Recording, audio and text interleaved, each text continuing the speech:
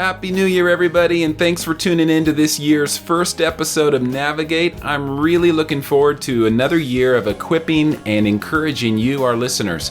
Whether you're leaving something behind, adjusting to something new, or in the middle somewhere and trying to make sense of it all, my hope is that these conversations provide you with valuable tips and resources to engage with on your unique transition journey.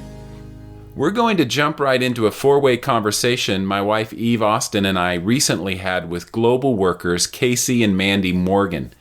Casey and Mandy have spent nearly 20 years in cross-cultural mission. They've led small frontier teams, given national leadership to a large global mission organization in East Asia, and have helped build a ministry in Africa before co-founding what they call Field Life, which we'll be talking about in this episode. Now serving in their fifth country, Casey and Mandy live in Southeast Asia with 4 of their 6 children. 2 are in university. What I love about Casey and Mandy's heart is their desire to resource global workers so they can thrive right where they're at. And they've developed a ministry to do just that. And as you listen in, I'm sure you'll agree that we need more people like Casey and Mandy resourcing and coming alongside individuals and teams on the field. By the way, in the episode title and show notes, we will be using the names Sean and Celia in place of the Morgans' real names, and this is for security purposes. And one more thing, you don't want to miss the special offer that the Morgans are giving to our Navigate listeners. If renewal and restoration on an exotic island sparks your curiosity, I encourage you to keep listening. So let's dive into this conversation with Casey and Mandy Morgan. Hi, Casey and Mandy. Hi. Hi, Eve and Tim. How are you? Good. We're good. Thanks. Yeah. Thanks for joining us. Great to have you both with us today. And we would just love to hear, and we know that our listeners would love to hear a little bit about where you're both from and how you met. Yeah, we love to tell this story. But Casey has to tell it because there's such a long version. I won't tell the long version. I'll tell the condensed, but it's a bit of a fairy tale. So we grew up, both of us, in Texas, and our families were friends through other friends. We lived in different cities, but our families knew each other to the extent that even all growing up, maybe once a summer, maybe once during the year at a holiday, we would overlap and sort of be around each other for a week at a time. And so as far back as we can remember, we were friends, both of us, and kind of grew up together, seeing each other and spending some holidays together. And fast forward when we were in university, lo and behold, our older brother and older sister started dating, and they got married. And in the wedding, we were the best man and the maid of honor. And so, Wow. yeah, so we had sort of already known each other for all these years, and secretly, you know, it was revealed later, secretly was revealed that we had these crushes on each other. And so when the timing was there late in university, our brother and sister were spending New Year's Eve together, our senior year in college. They had already gotten married and invited us to come and hang out with them in Austin, Texas. And so with just a semester left in school and New Year's Day about to head back and go back to our different college campuses, I sort of revealed my love for Mandy to her, and You sort of Yeah, did that? sort of revealed. I just went out on. It was really. It was actually, you know, it was in the middle of the night. We were staying at her mom's house. I'm on the couch in the living room, and I'm having all these thoughts about I'm about to graduate from school and start my life, and this is probably the only opportunity that I'll ever have, really, or the last chance to kind of go for it and tell Mandy how I feel about her. And so I actually went and knocked on her door of her room and woke her up, and we went outside. That could have gone really bad. Yeah. Man, it was a risk, but so she came out and we talked outside in the driveway, and that was it. And a couple months later, we got engaged, and within a year, we were married. And this weekend, we're celebrating 21 years of being married. Wow. Congratulations. The Yeah. fairy tale beginning is still the fairy tale, it sounds like. Yeah.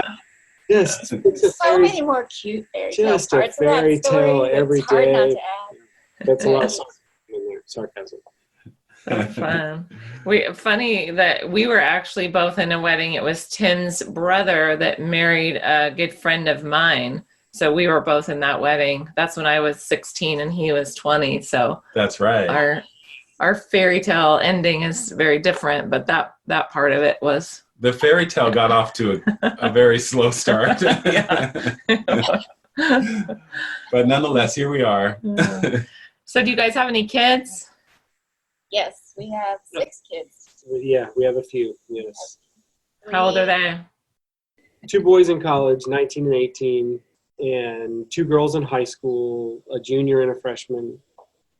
And then 2 in elementary, 4th and 3rd grade.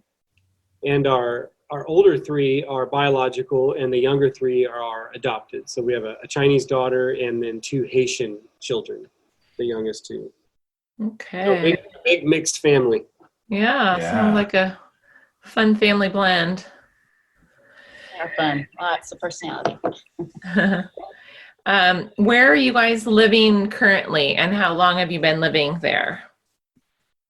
So we are in Southeast Asia, and we're in our 3rd year here. Before Southeast Asia, we lived in Kenya for about 4 years, and we actually started our international time serving on the field in East Asia. We spent almost 10 years in East Asia, and after that, we had actually a 1-year stint in Costa Rica. So we've this is our 5th country as a family, if you include a couple of years that we overlapped in the U.S. But currently in Southeast Asia. Mm-hmm. So total, the 5th country, and how many years total? I think we're right around 19 or 20. We started out in 2000, 2001, sometime around there. So yeah, we're moving in on 20 years on the field. Wow. Did you guys do missions as singles before you married, or? No, actually, we had very little experience. Never been overseas, either of us. Before getting married, yeah. Right. Yeah, we had pretty limited exposure both to mission and cross-cultural engagement, and we had been married for 1 or 2 years, and we actually went and heard this great speaker that we have been friends with for all this time now since then, but we were working at a camp in Texas together. We had just gotten married, and the speaker came to talk to our camp staff about mission and about God's heart for redeeming worship all over the world. And even growing up in Texas, sort of the Bible Belt of the U.S., we were exposed for the first time to information really we had never heard before. Things about unreached peoples and different work opportunities internationally, and sort of this challenge to consider, uprooting your life in one place and moving to some other part of the world and restarting over there was a new idea to us. But yeah, we together for the first time, and we actually had a baby and a 1 or 2 year old, and we moved to East Asia in 2001, and that was our first international exposure, was a long-term commitment. Wow. That's just taking the leap right there. Somehow we survived. Yeah. Yeah, congrats on surviving that. That's awesome.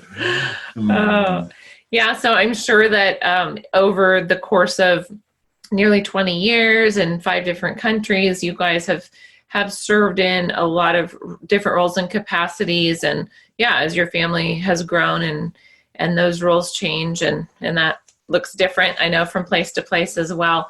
But what roles or capacities are you currently serving in right now? Yeah, so currently we're just a little over a year into co-founding. This is a new experience for us. We started our international experience with a huge organization, and we were leading everything from small pioneer teams of 20-something year olds. We ourselves were in our 20s, that was fun. And then we sort of had opportunities to move into more leadership influence with organizational scope. And then we spent the last 9 or 10 years with a smaller organization, sort of helping it grow and giving leadership in that regard, and giving oversight to teams in all different parts of the world, ourselves being based in East Africa. And just in the last year and a half, we, along with another family, some dear friends of ours who we've served with for a number of years in Africa and then here in Southeast Asia, we decided, just the two families, to co-found what's called Field Life. Fieldlife.org is the name of our ministry, and it's got a completely different feel and approach than we've ever had. We've really focused almost 20 years of our ministry and work with kind of frontline, more traditional, kind of tip of the spear type serving on the field. And this is a ministry that is aiming to serve those long-term workers who we feel most endeared to, that the people that are out there and living cross-culturally and with all the complexities and challenges that come in those roles. Field Life aims to serve them and help them to be healthy so that they can have more fruit and they can not just last longer and sort of make it through another year, but to even grow in personal and ministry vibrance and health along the way. So our current role is simply co-founder together with this other couple friend of ours. Mm-hmm. Great. Yeah. So again, over the years, lots of different roles and capacities that you guys were serving in, but now in this place of coming alongside global workers and resourcing them. What's some experiences that have brought you to the place you're at now? What would you kind of point to, looking at all that you've been through over these past 20 years or so, that has really maybe prepared you or brought you to a place, well, this is the time and season for this type of ministry? Yeah, being on the field this long has put us in lots of teams, different types. You know, we've had teams of All-Americans, we've had all kinds. We've seen people come and go. We just feel like we've seen a lot, been through a lot, and experienced a lot.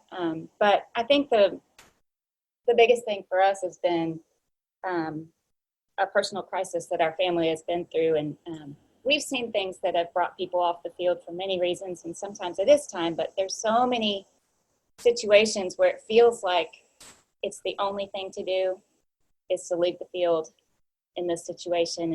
And we just, because of what we've been through, we felt like there needs to be something out there to help people understand that it doesn't have to be the only option, and we can be healthy, we can help our families grow, we can be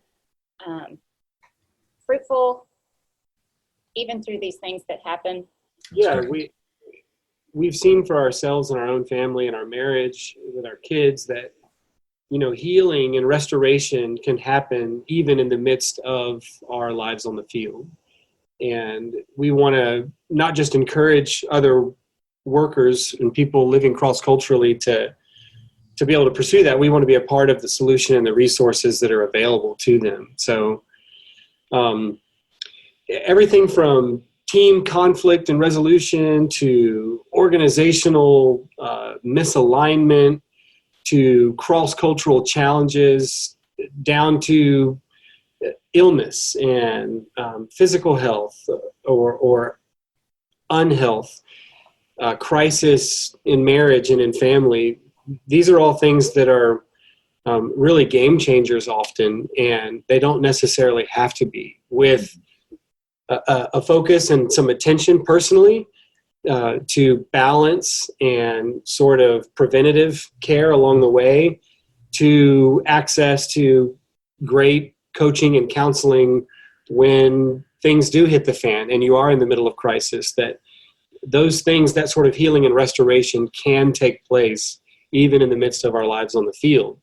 And so really the reason why we ended up naming this organization Field Life is because we've just looked around and noticed, even as we look at ourselves over the past several years, but certainly our peers, teammates for the last 20 years, so often we don't give ourselves the grace. Either we haven't been given that permission by the people who send us, or we don't feel like we're worth the permission to give to ourselves to actually have lives on the field.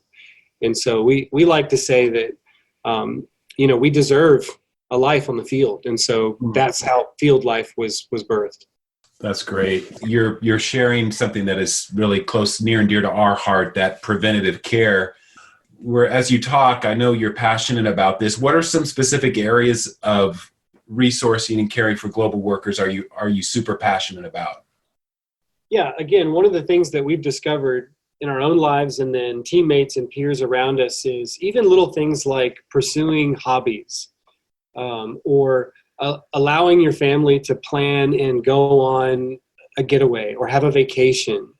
Oftentimes, global workers, again, we don't sense that we have the permission to do those things, or we don't give ourselves that grace. So we don't feel like the bulk of, let's call it member care, necessarily needs to be onboarding or offboarding. Onboarding meaning all of the preparation before you go and the training that's involved, or offboarding meaning, okay, now we're in trouble, we don't know what to do, and we basically need to figure out how to leave as best as we can.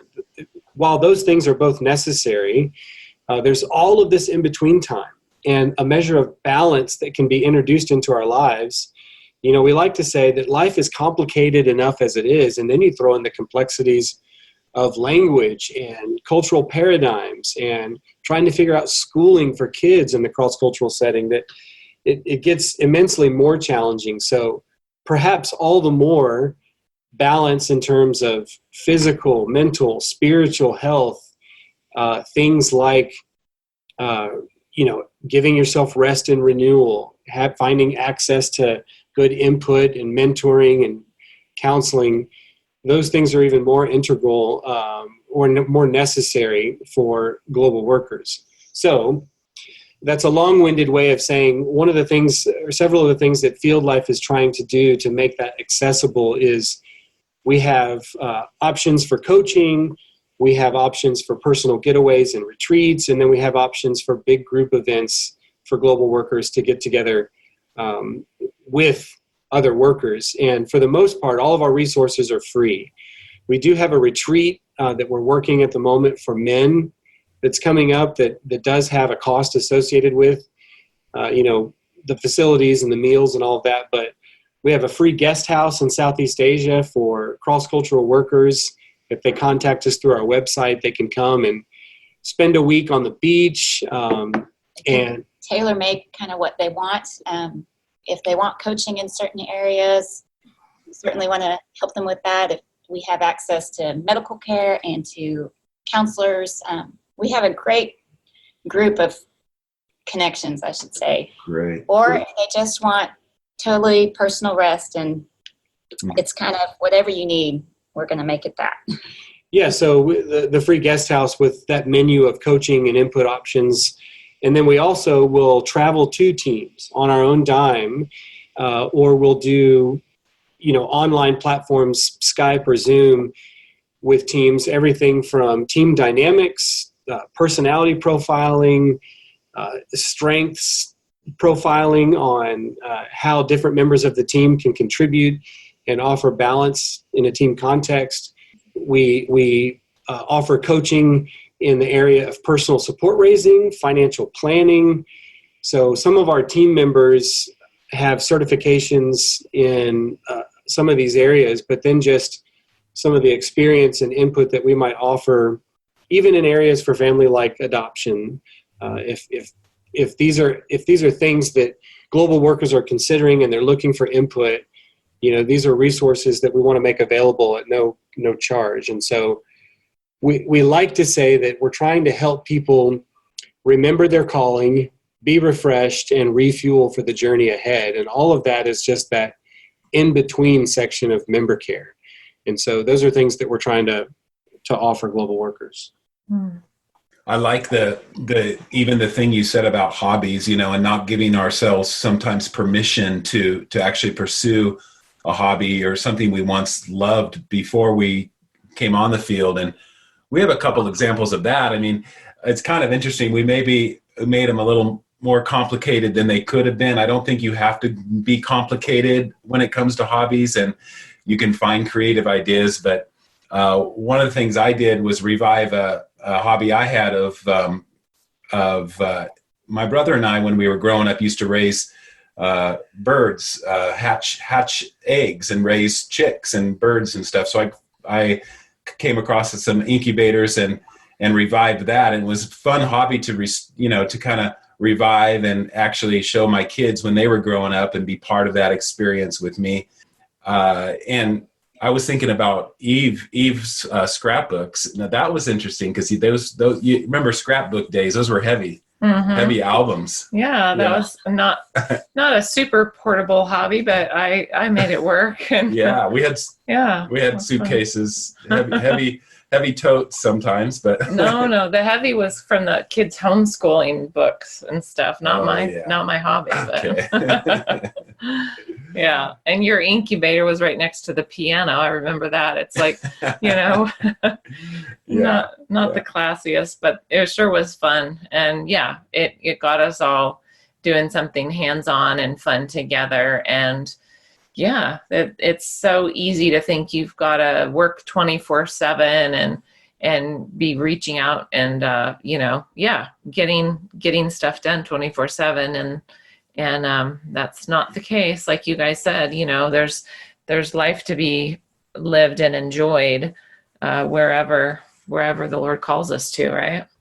Something that's been meaningful for, I think, our kids, like thinking about these hobbies and things. Something that was really hard for me, as I said, when we moved to China, we had a 1-year-old, 2-year-old, and we're 5 months pregnant and had never left the country. So it was like, we're getting on a plane, we're going somewhere we've never been, and that's it. And we don't know anything about it. And which is a great way to start, I should say, because you're stuck and you can't really, there's no other option. We didn't have the option of, we're here for a year and we're going to try it out. So, but what I found after being there a year or two is how important it was to me personally, but I think it's been for my kids too, to, as you say, lugging suitcases full of stuff. I would lug suitcases full of silly things like I would think of birthdays and, for each kid that the next 3 years of how it was going to be till we got back. Just lugging things that were from Target that were cute, to decorate the house and make it feel special. And what a difference that made. Just for me, feeling like I could be the wife and mom and make those things feel the way I remembered them or wanted the feeling in our house to be and the memory to be like. And those kinds of things are often forgotten, especially setting up a house when it's not the same and you're often feeling like, well, we don't need this, we don't need that. And yes, you don't need any of these things, but some things are just really helpful to make you feel like you're still living a normal life and able to contribute in those ways. Yeah, we just put our Christmas tree up a couple of weeks ago, and it's awesome, our kids, to have ornaments that, they made in China 18 years ago. Yeah. Little toddler hands, and we still have carried them around in all of these different countries in Foot Lockers or suitcases, and it's worth every cent that we have paid to haul these things around the world, because when it's time to set up the tree every year, it really feels like it doesn't matter if this is our 15th apartment, if it's our 5th country, it's our home, and this is our family, these are our traditions, and it just really has helped maintain that measure of balance that I think is really healthy. It's just one less big loss, like your hobbies of scrapbooking or whatever. Yeah, you're right. dealing with so many other losses in transition that you're not even aware of. So bringing back some of these things that are special to you and to your kids is really helpful. It's good. Yeah. Yeah. And I know that a lot of what you guys do, in work, in serving other families and individuals and serving workers is born out of what you've learned over the last 20 years and some of your experiences. You mentioned family crisis, and would you want to tell us more about that?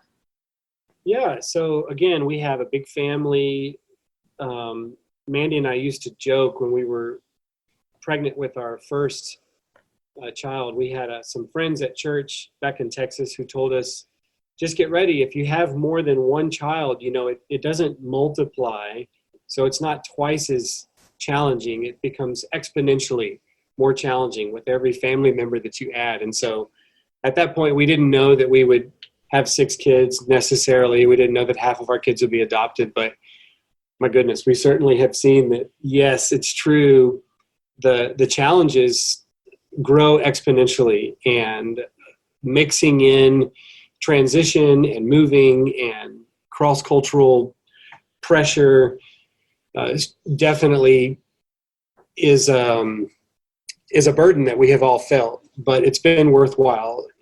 Anyway, about 4 years ago, we really found ourselves in the midst of certainly the deepest family pressure that we have felt, and it quickly became a full-blown crisis that we never in a million years would have expected or been able to foresee. And it largely centered around one of our children, who was a teenager at the time.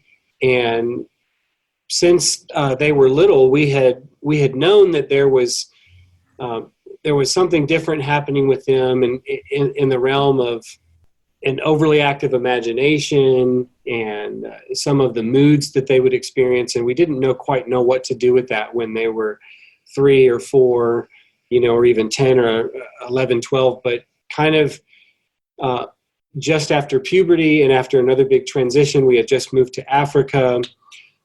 It really kind of was pushed to the forefront, and the person who felt it most obviously was that child of ours. But we were able to discover not long after that there was a mental health diagnosis that was very revealing and helped explain a lot of what was going on. But it was already after the crisis had begun, and the crisis, included substance abuse, and it included suicidal ideation and things that as a parent never wants to imagine that their child is going through. And so we started that journey.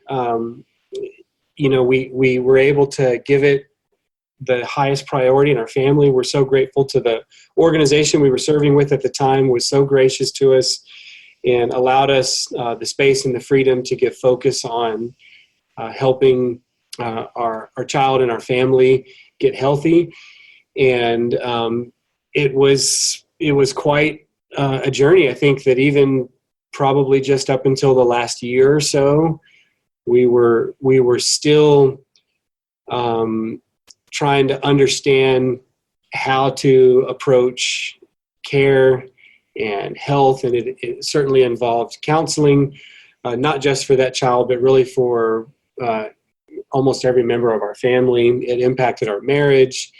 It brought to the surface things with other members of our family, other kids who, in a really positive way, I think for the first time, seeing their sibling struggle through this and things be brought to the surface, that they sensed the freedom to reveal some of their own turmoil and struggle emotionally and mentally that they were feeling. And a lot of it was tied to, again, the complexities of a life of cross-cultural living and the stresses that come with that. But again, it really, I think, has yielded so much positive growth and so much movement towards health in our marriage for that child that most of the crisis was centered around, but really for all 8 members of our family. It's been such a positive thing. And we know that it not necessarily had to be that way. More than likely, it wasn't going to be that way. So we're extremely grateful that God has allowed us to move in that direction. But it really brought us to a place of pause And looking around, we had seen for years these kind of events and these kind of challenges and crises be the game changers for great friends on the field that we had. And now it was really personal for us. And we were experiencing renewal and redemption and health, and we wanted to be a part of offering that and making that accessible to more long-term cross-cultural workers. And so it was the genesis of really moving towards starting Field Life, leaving leadership and years of great experience in the previous organization to pioneering and starting something brand new. But I know there's not quite as much detail in there that maybe listeners would be looking for that they could connect with or relate to personally. For the most part, we want to reserve the details of that story for that child of ours to be able to share as they see fit. But we definitely want people to know that, yeah, we've been in some trenches ourselves, and we've been in a really dark place where we're asking the questions that we never imagined we would ask of God and of each other, and wondering how we got to where we were. But have also been so fortunate to experience, again, some of that renewal and health and redemption and being on the other end of it. And that doesn't mean by any means that struggle is over. It's likely a lifelong struggle for the whole family. But just having the tools and the awareness and the grace to give full attention and focus on understanding that was really the thing that was the pivotal in our experience. Mm-hmm. Yeah. Thanks for sharing your story. I know, that some of the details are held back because of, that's the kid's story to tell at some point in time. But I know that listeners, as well as Tim and myself, we can fill in the blanks of your story with our own stories. And that it's ours personally as a family, and so many of our friends as well in our 20 years on the field of just, struggles on so many different levels that are really felt for the whole family. It's not just the individual, but obviously the whole family, and then the teams that surround those families and the coworkers. So thanks for sharing your story. And there is hope and growth and so much on the other side of it and in the middle of it. So it's encouraging. Thanks. Yeah. We want to maybe talk a little bit about Momentum, the conference that, and I think you might say it's more than a conference. So I'll let you tell about it. But Momentum 2020, what is Momentum 2020, and how did this idea get started, and who's it for? Can you share a little bit about that? Yeah, so Momentum is a men's conference. It's going to be in Borneo in March, and the dates are March 23rd through the 28th. You can get all of the information from our website, fieldlife.org. Click on what we do and retreats, and it'll take you right to Momentum. So it's for men who are living and serving full-time cross-culturally, but it's a chance not just for a party on the beach around a bonfire with a bunch of bros. Much more importantly, or at least equally importantly, it's about access to unbiased, neutral, no strings attached input into our lives as men on the field.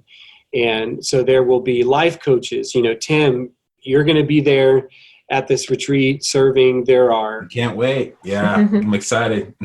There's an incredible, really an all-star team of volunteer professionals, life coaches, financial advisors, medical doctors, Christian counselors who are going to be there with one objective in mind, and that is to serve the men who are looking for that kind of input into their lives. And so the thing that we love most about it is that it's neutral. These aren't professionals who are attached with any organization. It's not HR related. It's almost, what happens at Momentum stays at Momentum, in the sense that you have a chance to unload and relieve some of the pressure that might be there from years on the field. And this is an opportunity to sort of lay it all out and get great professional input and advice for everything from finance and budgeting to grief and trauma processing to marriage and family crisis, all of the above, decision making about the future. It's just an incredible opportunity. The reason why we're doing it is there needs to be more of these, both for men and women and families, but I think specifically for men on the field. I got to experience this at a great event called Traction in Switzerland. Yeah. Tim, that's where I met Tim a couple of years ago, and he was a coach there for me that really made an impact on me. Thanks, Tim. Mm-hmm. So in many ways, we're trying to multiply that experience that only happens once a year for men, and that we know of. Again, an event like this that's not attached to any organization, that brings men from all walks of life, from all different denominational and missional perspectives in that Christian full-time service arena.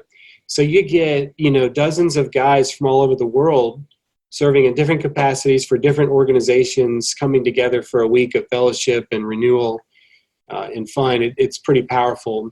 And in a lot of ways, we're multiplying those efforts that we've seen at Traction in Switzerland. So this is the first of its kind in Southeast Asia. Again, go to the website, and we're trying to get as many guys from around the world, really. A lot of them are coming already, signing up from the Southeast Asia region. But this is for any guy that is living and serving full-time cross-culturally that thinks that they would benefit from this sort of input into their lives. And Great. And I can attest, if it's anything like Traction, which I'm thinking it will be, because of the way Traction impacted you, and what you have, I'm sure, gleaned from that program. Daniel Hahn has just done an excellent job of putting that together. And Lori. And Lori, of course. I was thinking just of Traction, but I think she's involved with both. But they've done an amazing job. And I can't wait to see this transpire here on your side of the globe and be accessible to a lot of people who, maybe Europe is too far to go for a lot of people. So I think, regionally, it's a great place to have this. And so I'm really excited and can't wait to get there and be part of it. You mentioned an offer that you wanted to share about for men who would consider going to Momentum. Can you tell us about that offer? Yes, I would love to. I know just because I'm sitting here next to Mandy, she's actually jumping at the opportunity to share from her perspective what, a men's retreat like this means for the rest of the family. Oh, great. Well, let's hear from Mandy first. Yeah. I was just going to say, most men won't do this. It's their wives that are going to be pushing them to do this. Oh, Mandy, I cannot tell you how true that is. So many guys I talked to at Traction, there's been a good number who have said, my wife made me go, or strongly encouraged me to go. I am in that boat completely. I never in a million years would think that Casey would do. In fact, he said, he's had opportunities to do things and he hasn't, because it just doesn't feel needed, or, especially leaders. It's a hard, they've got important things to do, and why would they take time to do this? It just seems, but being on the other end and the wife having this experience for my husband coming back, it was a game changer. It was life-changing for him. So therefore, trickle-down effect, it's life-changing for his team, for his family, for all the areas that he has led for so well. But so much better after this. So she's a fan. Yeah, we really say, a lot of guys won't do this, but maybe the women in their lives, whether they're married or not, sometimes the inspiration comes from those women saying, man, you deserve this. Mm-hmm. This is going to make an impact Right. in all of your spheres of influence. You need to go for it. So we do have a great offer we want to offer your listeners, Eve and Tim. And so if they go to the fieldlife.org website and they go to the Momentum registration page, there's a spot where they can enter in a discount code. And if they type in Navigate, then they get $200 off this price of the conference. And it's already, we're hosting this. Even in Southeast Asia, we have been able to align with owners of a resort on an island in Borneo. It's world-class, but they are Christians, and they want to be supportive of what Field Life and Momentum are doing. And they're already giving a huge discount to us. We're raising funds to help bring guys there. And so the price is already a pretty great price for an all-inclusive week, 6 days of meals and awesome accommodations and recreation, et cetera, not to mention the roster of volunteer men who are there to serve and meet with us on a one-on-one basis. But now we'll take an additional $200 off for any of your listeners that go in and type in that Navigate in the registration code. That is great. Yeah, what a great offer. Mm-hmm. Thank you so much. And I know there's going to be some guys out there listening that will want to take advantage of that. So is there, what if you get a flood of guys coming for that scholarship? Is there a limit there? The first 10. First 10. Yeah, there's no limit. I mean, obviously, we have a number that we have a max out. We have exclusive use of the property, and there are only 2 properties on this entire island, and it takes 5 hours to hike through the jungle to get to the other place. So exclusive use of this property feels like you're on a deserted island in the middle of the ocean, surrounded by luxury. So it's pretty awesome. Now I'm even more excited. Yeah, no, I want to go. That said, we haven't hit our maximum yet. So guys, go ahead and sign up. Ladies, register your husbands or your sons or the men in your lives. And when we hit the number, we'll let people know that we have a waiting list, but we're not there yet.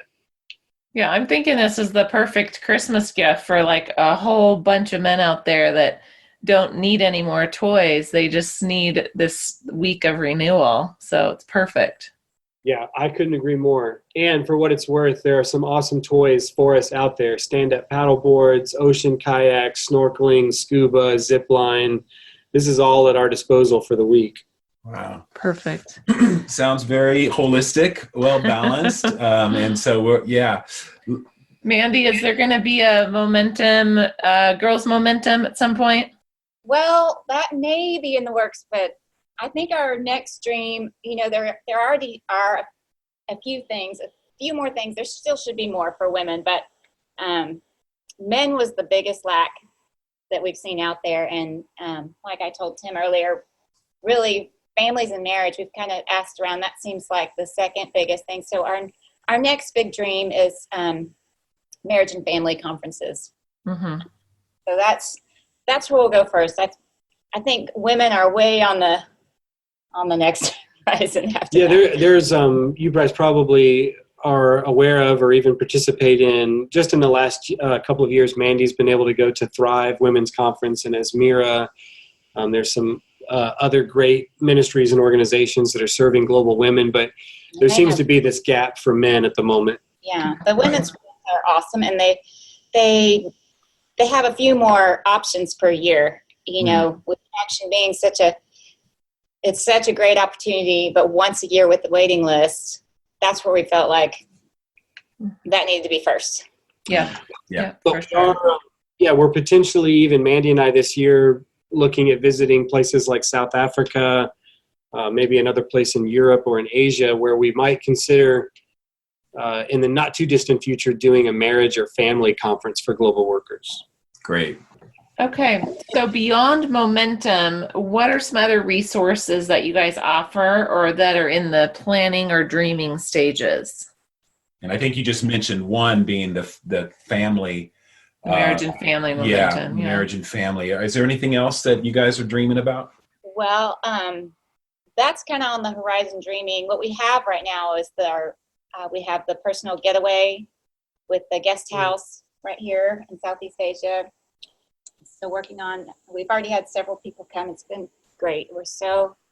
It's so fulfilling to offer this. Okay, so people can go online and see what that personal getaway is about if they go to fieldlife.org. Yeah. Yes. And they can contact us directly, and if they want to come for a week or 2 weeks or a weekend, then we roll out the red carpet. It's on us. If they can fly to the country where we are, we'll give them this incredible guest house, really, that is right. You walk out onto the beach, unobstructed ocean views. It's a 4-bedroom. There's plenty of room for a single, a married couple, or a whole family. We recently had a family of 8 that came and stayed for a week, and it was awesome. So we have that, and then we also do these coaching workshops or sessions, whether they're in person with a team or with different individuals, or if it's online, a platform like Skype or Zoom. So we do those. Great. Well, we really look forward to just tracking with you. It's a pleasure. It was a pleasure to meet Casey at Traction, and now really great to meet you, Mandy, and that we can track with each other as couples as well as you guys move forward in this new endeavor. And we're excited for you. We're excited for what this means for the global community of workers out there. And we're cheering you on from here and looking forward to Momentum 2020. And just want to encourage our listeners, whether you're a guy listening or you're listening, you have a special guy in your life that you want to send to Momentum, make sure you go on to fieldlife.org and put in that discount code NAVIGATE, and that'll get you $200 off of that amazing retreat time conference. It's going to be amazing. So Casey and Mandy, thank you so much for joining us. We really appreciate you hanging out with us for this hour or so. Yeah, thank you guys. Our pleasure. It's great knowing you. Looking forward to seeing you in a few months, Tim. And likewise, we appreciate you and what you're doing for the global community. Thanks so much. Thanks, guys. All righty. We'll see you. Okay, bye-bye. Bye. Well, I trust you've been encouraged today through this conversation with the Morgans. I want to remind you to check out their website, fieldlife.org, and all the incredible resources they offer to help global workers thrive right where they're at. And also, don't delay. Take advantage of the Momentum Conference $200 discount, especially for our Navigate listeners. Well, that wraps up another episode of Navigate. I've been your host, Tim Austin, and you can learn more about me and what I do to support global workers by going to my website, EncompassLifeCoaching.com. And if this has been helpful to you, would you mind rating the podcast, writing a review, and sharing on social media? Those reviews really do help boost our ratings and give us more exposure. So thanks in advance for that. And of course, you can subscribe so that you're always sure to get in on the next episode. Until next time.